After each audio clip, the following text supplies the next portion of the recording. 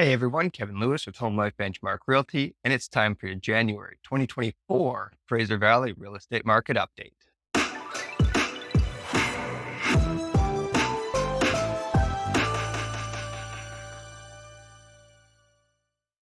Before we dig too deeply into December 2023 stats, we're going to look at the entire year of 2023 as a whole. In 2023, the Fraser Valley saw the lowest number of sales in the past decade, a trend that was attributed mainly to the persistent high interest rates that began their ascent back in March 2022. With only 14,713 sales recorded, 2023 marked a 4% decrease from the previous year and a substantial 23% drop compared to the 10-year average. Surprisingly, though, this wasn't just because of the buyers who influenced the downturn. 2023 also saw the lowest number of new listings in a decade as well. Recent years have favored sellers due to the historically low inventory, and unfortunately, this sales slowdown has done little to replenish the levels for a balanced market. This could signal another price increase in a frenzied market with multiple offers, similar to what we saw in 2021, if interest rates do come down and we don't get a huge influx of new listings come springtime.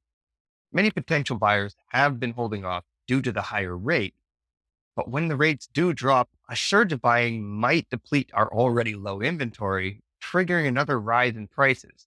The timing of everything is pretty uncertain, but most economists and analysts are predicting a potential decline in interest rates sometime in 2024.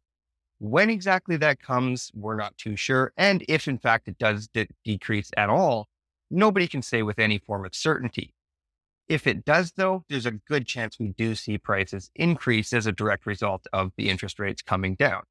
As we know, over the past year and a half, average price of a home directly decreased according to the amount of the interest rates increasing in order to keep monthly payments around the similar affordability for the same type of home.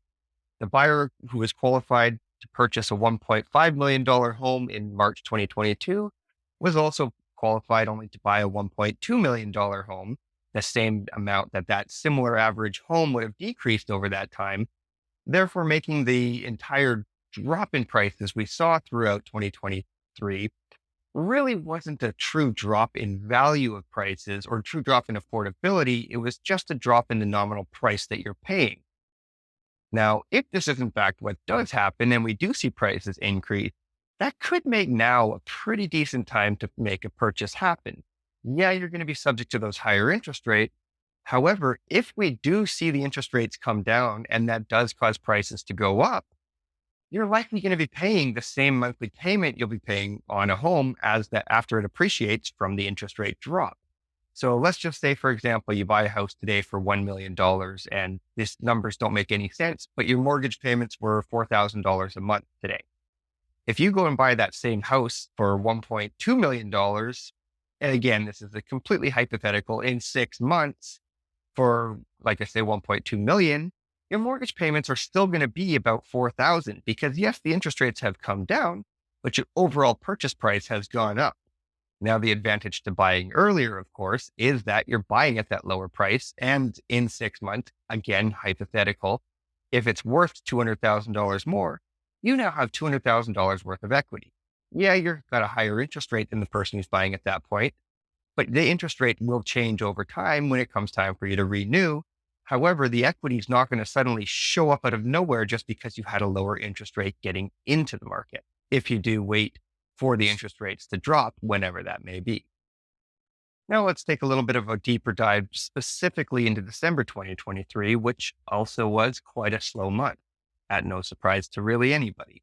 December 2023, only 732 residential sales were recorded. This is 17% below the 10-year average for the month of December. Technically speaking, December 2023 did reach a seller's market with an average of 21 out of every 100 homes that were listed selling in the month. However, the low number of new listings and the low number of overall sales do make this claim a little bit on the lacking side of things. Now, if we break it down by property type, detached homes were technically in a balanced market with just 15 out of every 100 homes selling, and condos and townhouses were technically a seller's market with 25% and 28 out of every 100 listing, respectively. I use the term seller's market and balanced market and technically buyer's market, but we really don't talk about those a lot here in the Fraser Valley, unfortunately.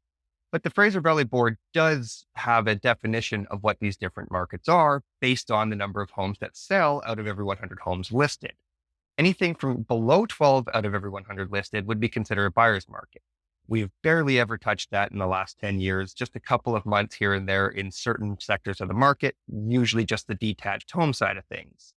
Anything between 12 and 20 out of every 100 homes listed would be what we consider a balanced market, where prices are really not going up and they're not going down, but people have time to make good sound decisions and everything like that. And of course, anything more than 20 out of every 100 homes listed selling is what we consider to be a seller's market. This has really been the default status of our market for the last several years.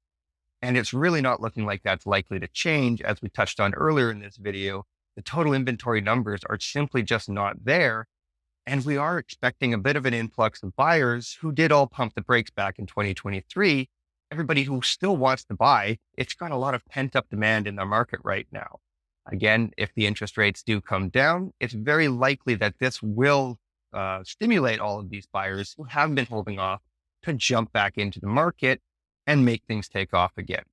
Overall, 2024 should be a pretty good year to make a move happen if that's what makes the most sense for you and your family. Of course, everybody's situation is always going to be unique, and we're going to make a plan catered directly to your situation. So reach out today, 604-218-5635. My name's Kevin Lewis with Home Life Benchmark Titus. I look forward to hearing you in the comments below or from a phone or text or email.